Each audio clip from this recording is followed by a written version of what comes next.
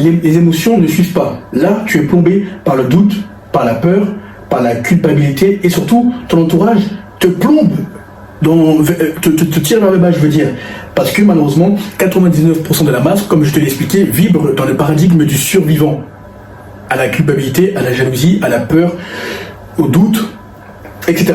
Alors que toi, il faut que tu fasses en sorte que tes émotions, conformément à tes pensées, soient dans le paradigme de l'intellect, la raison, le courage, etc.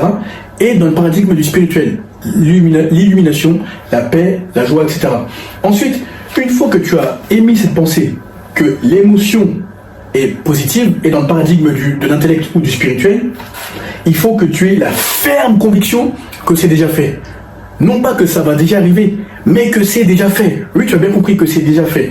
Donc, il faut que tu visualises, littéralement, il faut que tu le respires, que tu sentes comment ça va être cette situation, que ce soit avec cette femme, que ce soit avec ces hommes qui te feront passer un cap supérieur, que ce soit, bref, quelle que soit cette situation qui va changer ta vie et qui te permettrait de passer à un cap supérieur que toi-même tu n'aurais même pas osé imaginer avant.